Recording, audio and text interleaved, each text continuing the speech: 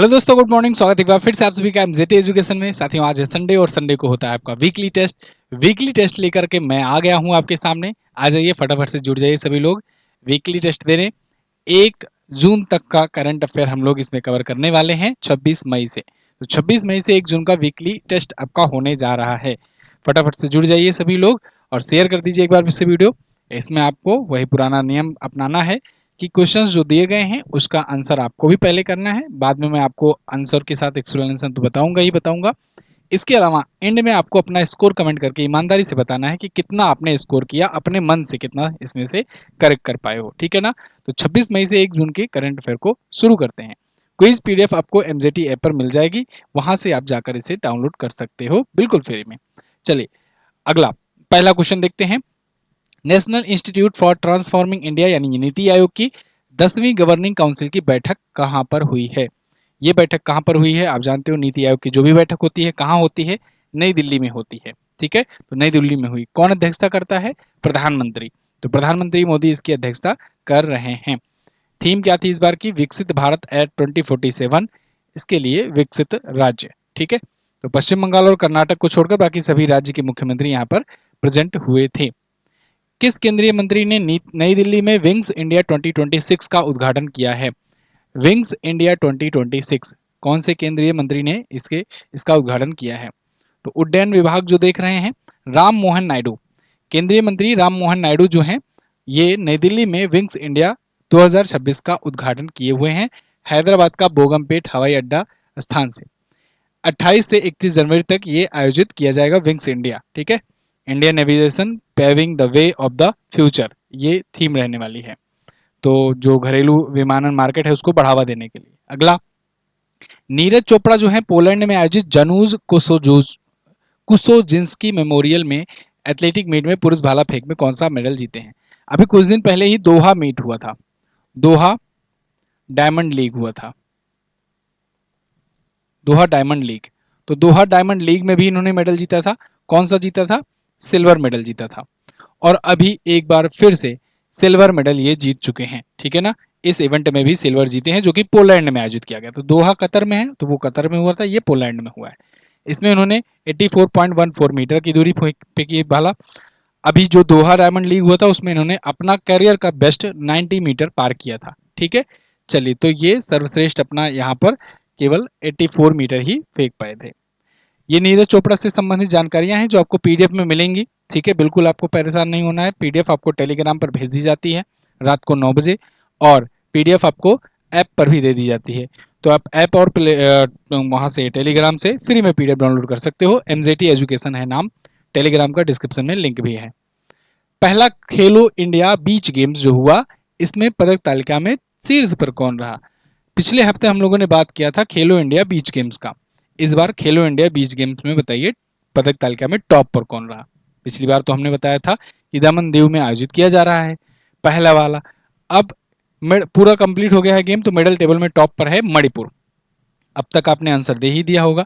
मणिपुर जो है ये सबसे ज्यादा मेडल जीता हुआ है, और महाराष्ट्र को इसने कर दिया नीचे पीछे। ठीक है, तो सेकंड पर महाराष्ट्र रहा। कुल 14 मेडल ही आए मणिपुर के, लेकिन 14 मेडलों में 5 गोल्ड थे। देखो, 5 गोल्ड महाराष्ट्र के भी थे, लेकिन सिल्वर में कम था महाराष्ट्र, इसलिए मणिपुर ऊपर रहा। जब गोल्ड बराबर हो तो सिल्वर देखा जाता है। दादरा नगर हवेली दामन दीव में आयोजित हुआ 19 से 25 मई को, पहला संस्करण था इसलिए हो जाता है इंपॉर्टेंट। शुभंकर यानी मस्कट था इसका पर्ल। अगला, हाल ही में 78वां कांस फिल्म फेस्टिवल में प्रतिष्ठित पाम डियोर खिताब किसने जीता? बहुत बहुत important question, very very most important question. बताइए कमेंट करके, कौन जीता है 78वां कांस फिल्म फेस्टिवल का पाम डियोर खिताब? बताइए कमेंट करके। तो ये जीता है किसने? जाफर पनाही ने। किसने? जाफर पनाही ने। पाम डियोर खिताब कहाँ होता है? कांस फिल्म फेस्टिवल में दिया जाता है। कांस फिल्म फेस्टिवल कहाँ होता है? फ्रांस में। कांस फ्रांस, कांस फ्रांस, याद रहेगा। BAFTA Britain, BAFTA Britain. Academy America, academy America. ठीक है ना? चलिए अगला, तो यहां पर देख सकते हो आप, it was just an accident इनकी फिल्म थी, और इसके लिए इनको पाम डियोर मिला है। जिनेवा ओपन 2025 का खिताब किसने जीत लिया? जिनेवा ओपन ये टेनिस का टूर्नामेंट था, और इसको किसने जीत लिया है? जिनेवा ओपन का टेनिस टूर्नामेंट, इसको जीत लिया साथियों नोवाक जोकोविच ने। किसने? नोवाक जोकोविच ने रोजर फेडरर के साथ देखिए यहाँ पर रिकॉर्ड बनाया है 100वां एटीपी एकल खिताब जीत करके। 100वां एटीपी एकल खिताब, सिंगल खिताब ये जीत चुके हैं 100 बार। 24 बार तो ये ग्रैंड स्लैम जीत चुके हैं। टेनिस खिलाड़ी हैं, 24 बार ये ग्रैंड स्लैम जीत चुके हैं। 24 ग्रैंड स्लैम दुनिया में सबसे ज्यादा, ठीक है ना, सबसे ज्यादा इन्हीं के नाम है। कहाँ के खिलाड़ी हैं भाई ये हैं सर्बिया के खिलाड़ी, पूछा जाता है सर्बिया के खिलाड़ी हैं नोवाक जोकोविच। सबसे ज्यादा ग्रैंड स्लैम जीतने का रिकॉर्ड इन्हीं के नाम है, ठीक है। और सबसे देखो सबसे ज्यादा एटीपी एकल जीतने में ये किस नंबर पर आ गए हैं? तीसरे नंबर पर। जिमी कॉर्नर्स और रोजर फेडरर के बाद तीसरे नंबर पर आ गए हैं सबसे ज्यादा एटीपी जीतने में, ठीक है। अगला, भारत सरकार ने भारतीय तट रेखा की लंबाई में अपडेट करके 7,516 किलोमीटर से बढ़ा करके अब कितना कर दिया है? भारत में जो तटीय राज्य की सीमा रेखा थी वो बढ़ गई है, टोटल बॉर्डर्स बढ़ गए हैं, कोस्टल बॉर्डर। अब टोटल भारत का कोस्टल बॉर्डर कंसीडर किया जाएगा 11,098.8 किलोमीटर का, ठीक है। 11,098.8 किलोमीटर हो गया, पहले 7,516.6 किलोमीटर रहा करता था अपना कोस्टल बॉर्डर। रेफरेंस के लिए आप ये देख सकते हो, आपके सामने ये आर्टिकल है। और अब भारत में आप जानते हो कि 11 तटीय राज्य हैं, राज्य और यूनियन टेरिटरी मिला करके, है ना, दमन दीव दादरा नगर हवेली और इसके बाद पुडुचेरी भी मिला दूं तो बाकी 9 तो पूरे पूरे राज्य हैं। 2 केंद्र शासित प्रदेश मैंने आपको बताया, और 2 ऐसे ही केंद्र शासित प्रदेश हैं द्वीप वाले, ठीक है, 2 द्वीप वाले केंद्र शासित प्रदेश हैं। तो अंडमान निकोबार और लक्षद्वीप ये पूरे पूरे द्वीप हैं, और बाकी 2 यूनियन टेरिटरी और हैं। टोटल कुल मिलाकर 4 यूनियन टेरिटरी और 9, टोटल 13 जो हैं ये कोस्टल बॉर्डर लगाते हैं। गुजरात सबसे लंबी तटीय रेखा रखता है। अगला, किस देश ने मई 2025 में दुनिया की सबसे ऊंची रेजोल्यूशन वाली मौसम पूर्वानुमान प्रणाली लॉन्च की? हाईएस्ट रेजोल्यूशन वाली मौसम पूर्वानुमान प्रणाली किसने लॉन्च की है? सबसे ज्यादा रेजोल्यूशन, देखिए मौसम का पूर्वानुमान करने के लिए ना यूज किया जाता है सुपर कंप्यूटर, ठीक है। कई बार एग्जाम में ये भी पूछा जाता है कि सुपर कंप्यूटर का यूज कहाँ होता है? तो मौसम के पूर्वानुमान के लिए, ठीक है, ये हमेशा याद रखना। तो दुनिया में और बहुत बड़े अंतरिक्ष अन्वेषण हुआ है, इन सब कामों में जो बड़े बड़े काम होते हैं वहां पर सुपर कंप्यूटर यूज करा जाता है। तो सबसे हाईएस्ट रिजोल्यूशन वाला मौसम पूर्वानुमान प्रणाली किसने लॉन्च किया है? भारत ने लॉन्च किया है। भारत ने लॉन्च किया है। Indian institute of tropical metrology department के द्वारा ये लॉन्च किया गया है, ओके, पुणे में जो कि स्थित है। तो ये अर्का नाम का सुपर कंप्यूटर यूज करेगा, ठीक है। अर्का नाम का सुपर कंप्यूटर की मदद से ये पूर्वानुमान करेगा मौसम का। किस राज्य सरकार ने राहवीर योजना शुरू की? राहवीर योजना, राहवीर योजना बताइए किस राज्य ने शुरू की? तो इसे शुरू किया है अभी हाल ही में मध्य प्रदेश सरकार ने। किसने? मध्य प्रदेश की गवर्नमेंट ने राहवीर योजना लागू किया गया है निस्वार्थ समर्पण सेवा के लिए। किस लिए शुरू किया गया है? तो देखिए इसका उद्देश्य है सड़क सुरक्षा को बढ़ावा देना। दुर्घटना के समय जो ये सहायता प्रदान करते हैं ना, उनको प्रोत्साहित करना। जैसे कहीं एक्सीडेंट हुआ, कोई व्यक्ति है जो आसपास जा रहा है, वो सबसे पहले उसको जो एक्सीडेंट हुआ है उसको इग्नोर ना करे, उसको हॉस्पिटल पहुंचाए, इसके लिए अवेयरनेस फैलाई जा रही है। कई बार क्या होता है, एक्सीडेंट में लफड़े में पड़ने के बजाय लोग इसीलिए निकल लेते हैं कि अभी जाएंगे फालतू में, इसको हॉस्पिटल पहुंचाएंगे, पुलिस आकर हम ही से पूछताछ करेगी, कहाँ पाए, कैसे एक्सीडेंट हुआ। इससे अच्छा है हम आगे बढ़ जाते हैं। तो कई कई बार व्यक्ति की मृत्यु भी हो जाती है। तो ऐसे में सरकार ने कहा कि हम 25,000 रुपए भी देंगे, ठीक है, अगर कोई किसी का एक्सीडेंट होते हुए उसको बचाता है, तो उसको हॉस्पिटल पहुंचाता है, तो उसको प्रोत्साहन राशि के रूप में 25,000 रुपए भी दिए जाएंगे। जर्मनी के सुहल में आयोजित आईएसएसएफ जूनियर विश्व कप 2025 में पदक तालिका में कौन सा देश शीर्ष पर रहा? कुछ क्रिमिनल माइंड वाले को यहाँ भी अपॉर्चुनिटी दिख जाएगी, है ना, जबरदस्ती का एक्सीडेंट करवा के पहुंचेंगे हॉस्पिटल। आईएसएसएफ जूनियर विश्व कप 2025 में पदक तालिका में शीर्ष पर कौन रहा? तो इसमें शीर्ष पर रहा भारत। देखो अगर आईएसएसएफ की बात हो, शूटिंग स्पोर्ट फेडरेशन की, तो इसमें भारत अक्सर टॉप पर रहता है। बस शूटिंग वाले मेडल नहीं ला पाते हैं, जाकर वहां पर गड़बड़ कर जाते हैं, वरना इतने ज़्यादा खिलाड़ी हैं शूटिंग के, और इतना अच्छा भारत में शूटिंग मतलब कि फिल्म शूटिंग नहीं, निशानेबाजी, निशानेबाजी में इतना अच्छा बढ़िया प्रदर्शन रहता है इंडिया का कि अगर ओलंपिक्स में चाहिए तो काफ़ी अच्छा मेडल लाए, लेकिन पता नहीं क्या हो जाता है इन लोग को। आईएसएसएफ में हर इवेंट में आप देखोगे इंडिया टॉप 2 में तो रहता ही है, या तो टॉप पर रहेगा तो सेकंड पर रहेगा। तो आईएसएफ में जूनियर विश्व कप में 3 गोल्ड आए भारत के, और 4 रजत आए, 4 कांस्य आए, टोटल 11 मेडल आए। चीन दूसरे पर रहा जिसके केवल 4 पदक थे। सोचिए, कहाँ 4 कहाँ 11 पदक। चलिए, तो कनक ने पहला गोल्ड जीता था, संभावी ने, फिर तेजस्वी ने जीता। किस विश्वविद्यालय ने भारत की पहली जीन संपादित भेड़ बनाई है? जीन संपादित भेड़, पहला जीन एडिटेड सीप बनाया गया है। ये बनाया गया है SQUAST के द्वारा। ये एक यूनिवर्सिटी का नाम है, कश्मीर की एक यूनिवर्सिटी है, और उस यूनिवर्सिटी के द्वारा जीन को एडिट करके, भेड़ की जीन को एडिट करके पहला ऐसा एडिटेड जीन वाला सीप यानी भेड़ बनाया हुआ है। यह इसको बनाने में जो फेमस डॉक्टर थे वो डॉक्टर शाह, इन्होंने ये बनाया हुआ है। ठीक है, इस यूनिवर्सिटी का नाम है शेर Kashmir university of agriculture science and technology. इन्होंने 2012 में एक और कारनामा किया था इन्हीं डॉक्टर ने। इन्होंने भारत की पहली क्लोन पश्मीना बकरी बनाई थी। भारत की पहली क्लोन पश्मीना बकरी। ये बकरी 2012 से 2023 तक चली। 2023 में इसकी मृत्यु हुई थी। ठीक है, नूरी नाम रखा गया था, नूरी। अब आर्टिफिशियल अगर बकरी कहा जाए, आर्टिफिशियल भेड़ कहा जाए, तो इसका मतलब ये नहीं कि प्लास्टिक का बना दिए हैं, पूरा पूरा जीवंत जीव बनाते हैं, तो उसकी भी मृत्यु होती है। भाई जो भी जिंदा होगा, जो भी बनेगा वो मरेगा ही। अगला, किस जीवन बीमा कंपनी ने एक दिन में जारी की गई सबसे अधिक जीवन बीमा पॉलिसियों का रिकॉर्ड बनाया? मतलब सबसे ज्यादा जीवन बीमा पॉलिसी एक दिन में, सिंगल डे में बेचने का सबसे ज्यादा रिकॉर्ड किसने बना दिया? LIC ने बनाया, life insurance corporation of India. Bharat की सबसे बड़ी इंश्योरेंस कंपनी है, और इसने अभी हाल ही में, सरकारी कंपनी है वैसे, इसने अभी हाल ही में एक नया अचीवमेंट हासिल किया है, माइलस्टोन हासिल किया है। एक सिंगल डे में 5,88,107 लाइफ इंश्योरेंस बेचा है, सेल किया है एक दिन में, सिंगल डे में। ठीक है, तो इसके लिए इन्होंने 4,52,839 एजेंटों का इस्तेमाल किया, और सबसे ज्यादा एजेंट इन्हीं के पास हैं, LIC के। आप जानते हो कितनी पुरानी संस्था है ये। तो मैड मिलियन डे के नाम से सेलिब्रेट किया इन्होंने, और ये किस दिन? 20 जनवरी के दिन इन्होंने ये रिकॉर्ड बनाया था। ठीक है, अगला, तो वो रिकॉर्ड के लिए अभी अप्रूवल मिला है, मतलब सर्टिफिकेट मिला है, इसलिए अभी चर्चे में आया है। 8 से 11 अक्टूबर 2025 तक इंडिया मोबाइल कांग्रेस का कौन सा संस्करण आयोजित होगा नई दिल्ली में? तो 8 से 11 अक्टूबर के बीच में इस बार इंडिया मोबाइल कांग्रेस का 9वां संस्करण होने जा रहा है। इंडिया मोबाइल कांग्रेस के दौरान भारत ये दिखाता है कि हम लोग किस प्रकार से इनोवेशंस कर रहे हैं, आगे हम लोग का फ्यूचर प्लान क्या है, हम लोग किस किस दिशा में काम कर चुके हैं और किस किस दिशा में काम कर रहे हैं। मतलब टेक्नोलॉजी को शोकेस किया जाता है ऑल ओवर द वर्ल्ड। तो नई दिल्ली में आयोजन हर बार किया जाता है, इस बार भी हो रहा है इंडिया मोबाइल कांग्रेस 2025। तो ये 9वां संस्करण है, और ज्योतिरादित्य सिंधिया जो कि संचार मंत्री हैं, इन्होंने इसकी घोषणा करी हुई है। इन्होंने इस दौरान एक और चीज बताया, बहुत बड़ी अच्छी बात है।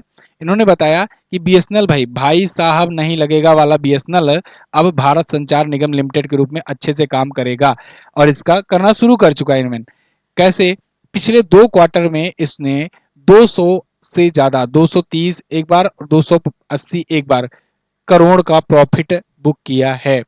18 साल बाद पहली बार प्रॉफिट में आया है BSNL।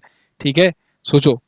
तो BSNL रिवाइव कर रहा है, और हम लोग तो इसके लॉयल कस्टमर रहे हैं, मतलब तब से अब तक, जब से सिम लिए हैं।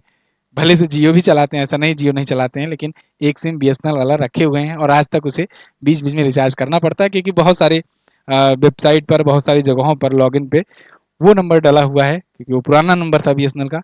तो OTP वगैरह के लिए हम लोग को मजबूरन उससे रिचार्ज करके रखना ही पड़ता है, और पुराना नंबर है तो बहुत पुराने साथी वगैरह भी उससे जुड़े रहते हैं। लेकिन लॉयल्टी है अभी भी, देखो लॉयल्टी ये है कि अभी भी जुड़े हैं इससे। इनोवेट टू ट्रांसफॉर्म, इस थीम के साथ ये इंडिया मोबाइल कांग्रेस आयोजित होगा। खैर, अब तो मजबूत हो रहा है, नेटवर्क भी हो सकता है अच्छा ही आए। भारतीय मूल की किस गायिका को अमेरिकन म्यूजिक अवार्ड AMA का खिताब जीता है? भारतीय मूल की किस गायिका ने जीता हुआ है? तो ये जीता हुआ है रैपर राजा कुमारी ने। रैपर राजा कुमारी जो हैं, ये भारतीय मूल की अमेरिकी हैं, और इन्होंने अमेरिका में एक अवार्ड जीता है, जो कि नाम है अमेरिकन म्यूजिक अवार्ड, या AMA अवार्ड जिसे कहते हैं।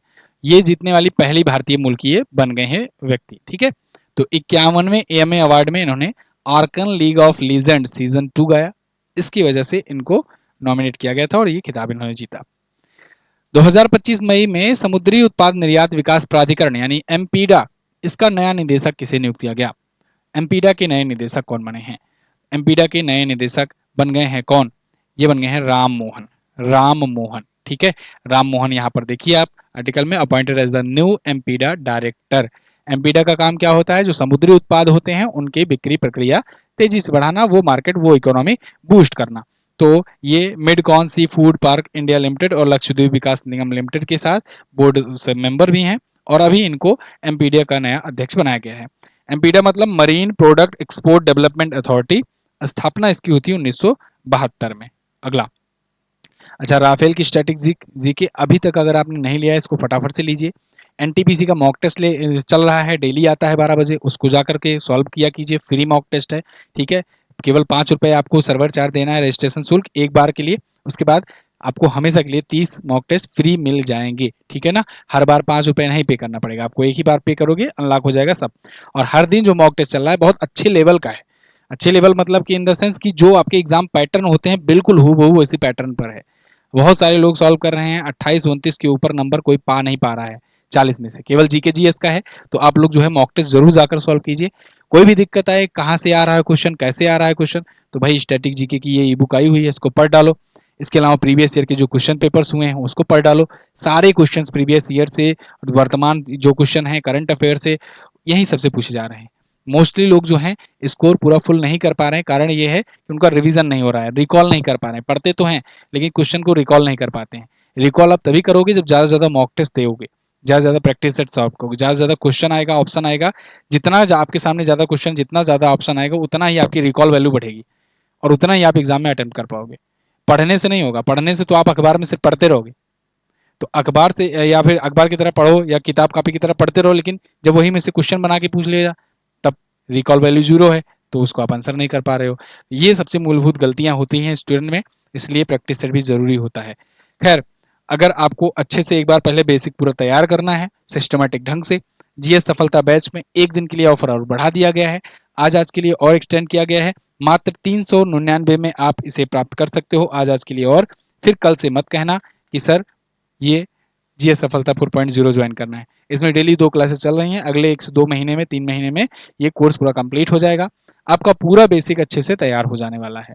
बेसिक अच्छा से एक बार अच्छे से पूरा फाउंडेशन तैयार कर लो जीएस का, उसके बाद स्कोर पर बैठो, तब आपका स्कोर अच्छे तरीके से होगा, ठीक है ना। तो कहते हो ना कि कहाँ से पूछ लिया गया, कैसे या पूछ लिया गया, नहीं आ रहा है, लेटेस्ट पैटर्न पर आधारित है। एक बार पढ़कर देखो, क्लास लेकर देखो, समझ में आएगा क्वेश्चन कहाँ से पूछा जाता है और कहाँ से पूछा जा रहा है। अगला, मशहूर नेपाली पर्वतारोही कौमी रीता शेरपा कौन सीवीं बार माउंट एवरेस्ट फतह किए भैया 2025 में। तो ये तो रिकॉर्ड पे रिकॉर्ड बनाते जा रहे हैं, अपना ही रिकॉर्ड बना तोड़ दिए हैं। 31वीं बार ये माउंट एवरेस्ट पर चढ़ाई गई हैं, बिल्कुल सही सुना आपने, पहली दूसरी तीसरी बार नहीं, 31वीं बार ये माउंट एवरेस्ट पर चढ़े हैं, दुनिया की सबसे ऊंची चोटी पर। कौमी रीता शेरपा कहाँ के हैं, नेपाल के हैं, ठीक है। अगला, तो ये पर्वतारोही हैं, पहली बार ये कब चढ़े थे, तो पहली बार ये 1994 में चढ़े थे। उसके बाद से फिर हाल ही में आयोजित विश्व मुक्केबाजी कप ब्राजील 2025 में भारत ने कुल कितने मेडल जीते।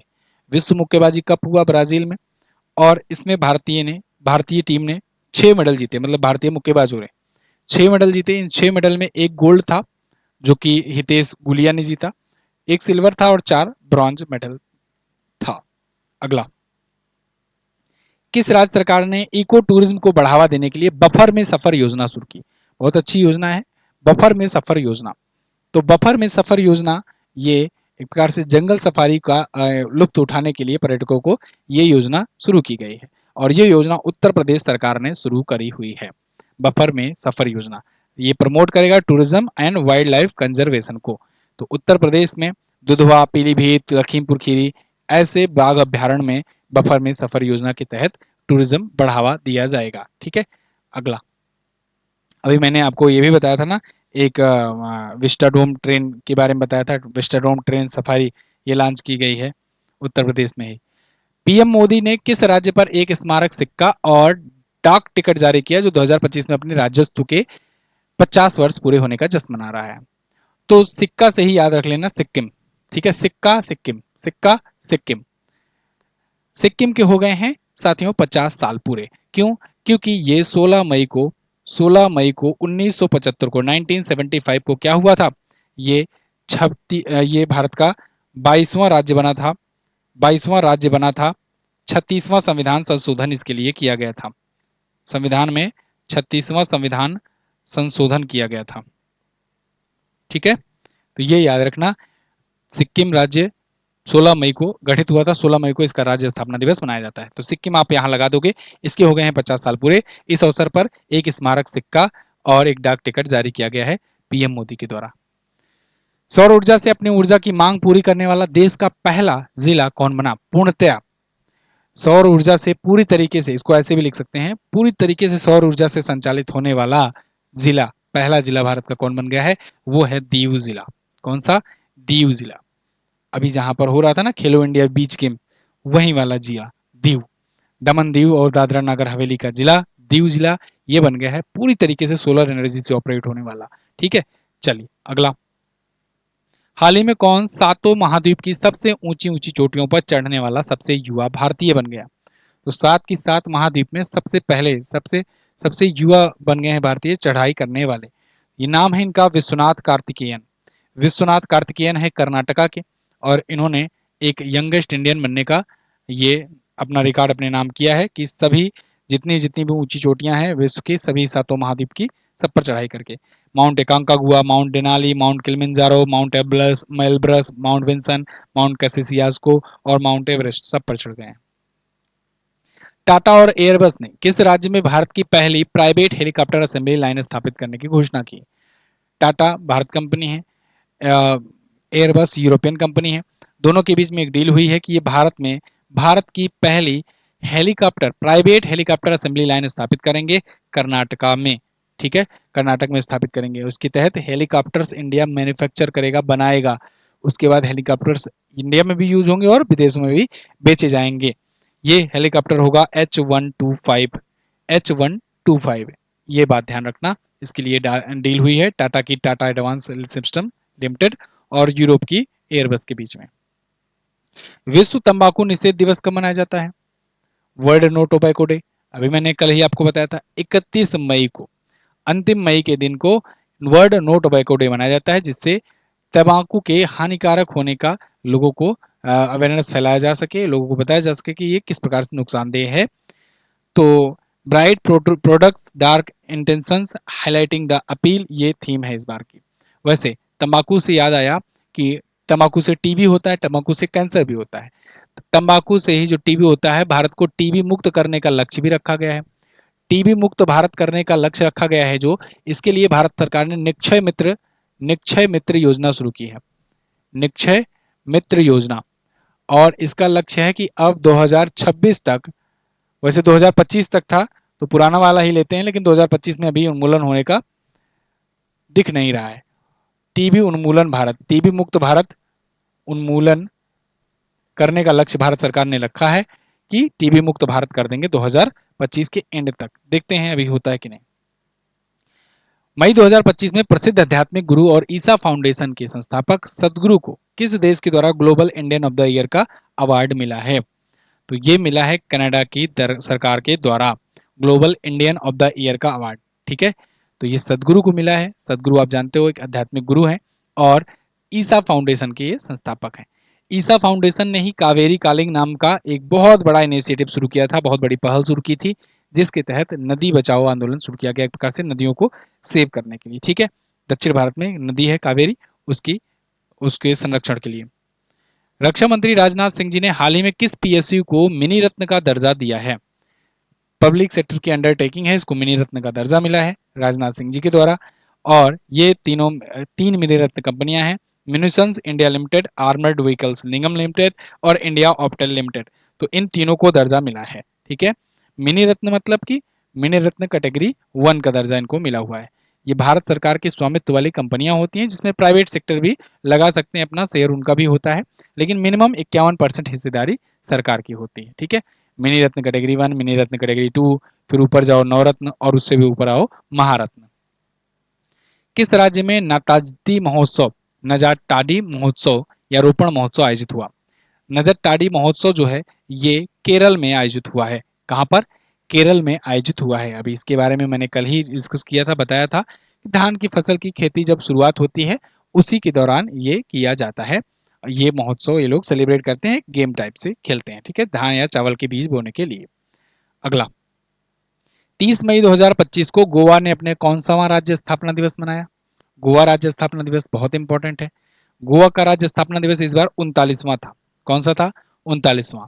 30 मई को मनाया जाता है क्योंकि 30 मई को 1987 में 1987 में, यहाँ पर नहीं दिखेगा, 30 मई को 1987 में ये राज्य का दर्जा पाया हुआ था।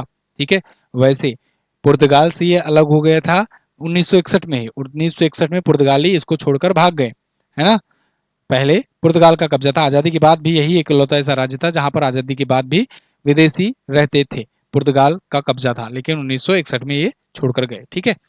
चलिए, तो पणजी राजधानी इसकी, और 2 ही जिले हैं। किस राज्य या केंद्र शासित प्रदेश देश का 24वां राज्य बना है जहां 100% रेल मार्गों का विद्युतीकरण हो चुका है? बताओ कौन सा राज्य या केंद्र शासित प्रदेश है जो उत्तर प्रदेश, जो भारत का बन गया है 24वां ऐसा राज्य जहां 100% रेलवे नेटवर्क का विद्युतीकरण हो गया है? वो बन गया है गुजरात। कौन? गुजरात। ठीक है। तो गुजरात में रेलवे ट्रैक का विद्युतीकरण हो गया, मतलब अब जो ट्रेनें चलेंगी वहां पर सब इलेक्ट्रिसिटी से चलेंगे। अब ऐसा नहीं है कि इलेक्ट्रिसिटी से अभी हाल फिलहाल में शुरुआत हुई है मोदी जी के कार्यकाल में, उसके बाद फिर सब किया जा रहा है, नहीं। रेलवे की इलेक्ट्रिसिटी जो है ये 1925 से शुरुआत हुई है। 1925 से ही इलेक्ट्रिक ट्रेनें चलाई जानी शुरू हुई हैं। तब से 2025 आ गया, अभी 24 राज्य को भारत कवर कर पाया है। अभी भी समझो कई राज्यों के केंद्र शासित प्रदेश अभी से बचे हुए हैं जहां का रेल नेटवर्क अभी भी डीजल इंजन से चल रहा है। ठीक है। चलिए, तो 2025-26 तक 100% रेल विद्युतीकरण हासिल करने का लक्ष्य है। भारत से आगे स्विट्जरलैंड ने केवल, उसके बाद भारत दूसरा देश है यहां तक भी पहुंचने वाला। डीआरडीओ प्रमुख समीर कामत का कार्यकाल बढ़ाया गया है। कितने वर्ष के लिए बढ़ाया गया? जब भी एक्सटेंशन होगा तो आप समझिएगा 1 वर्ष का एक्सटेंशन हुआ है। ठीक है। अगर कोई वो बड़ा सरकारी पद है तो, महानिदेशक वगैरह टाइप का, तो 1 वर्ष का ही होता है। 1-1 साल करके 3 बार बढ़ाया जाता है, मैं आपको बता चुका हूँ। ठीक है। और अगर कोई कंपनी वंपनी वगैरह का होता है, एक्सटेंशन मिलता है, तो वो 5 साल का मिलता है। जैसे मान लो अगर आई न्यूज की, चलो एक्सिस बैंक के जो सीईओ हैं उनका कार्यकाल बढ़ा दिया गया है या नया कार्यकाल मिला है, तो उनको पुनर्नियुक्ति मिलती है एक प्रकार से, वो 5 साल अपना फिर से पा जाते हैं। ठीक है। लेकिन अगर कहीं सरकारी सेवा में कोई काम कर रहे हैं, गवर्नमेंट जॉब कर रहे हैं, वहां पर एक्सटेंशन मिल रहा है किसी महानिदेशक का, तो उसे 1-1 साल का मिलता है, 3 बार विस्तार, अधिकतम 3 बार। मई 2026 तक ये रहेंगे इस पद पर। डीआरडीओ की स्थापना 1 जनवरी 1958 को हुई थी। नई दिल्ली में हेडक्वार्टर है। समीर वी कामत को आप जान ही रहे हैं। हाल ही में सुखदेव सिंह ढींढसा का निधन हो गया है। इन्हें, ये कौन थे? सुखदेव सिंह ढींढसा साथियों ये पूर्व केंद्रीय मंत्री रह चुके थे और ये राजनीति से संबंधित थे। इनको पद्म भूषण अवार्ड भी मिल चुका था। अकाली दल के नेता थे और इनका अभी निधन हो गया है। ठीक है। तो ये धनौला विधानसभा से विधानसभा के विधायक बने, फिर उसके बाद फिर आगे चल करके ये मंत्री भी बने। केंद्रीय मंत्री, पूर्व केंद्रीय मंत्री और अकाली दल के नेता का निधन हो गया है। पद्म भूषण इनको मिला था 2019 में, लेकिन किसान आंदोलन के दौरान इन्होंने पद्म भूषण 2020 में वापस कर दिया था। ठीक है जी। चलिए, तो ये थे 30 क्वेश्चंस इस सप्ताह के। आपने रिवीजन किया बहुत ही अच्छे तरीके से, बहुत सारे लोगों ने आंसर किया। अब कमेंट करके अपना स्कोर बता दो। कुछ मैं रिवीजन पॉइंट आपके लिए छोड़े जा रहा हूँ। ये रिवीजन पॉइंट आपको पीडीएफ पर मिल जाएगा, पीडीएफ आपको टेलीग्राम पर मिलेगा। ठीक है।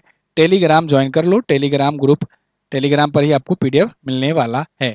ठीक है। आप देखो पूरा मई महीने का पीडीएफ वो है, डे एंड थीम। इसके अलावा महोत्सव है, इसके अलावा आपका प्रमुख निधन है, इसके अलावा आपका बाकी प्रमोशन भी आप देख लेना। ठीक है।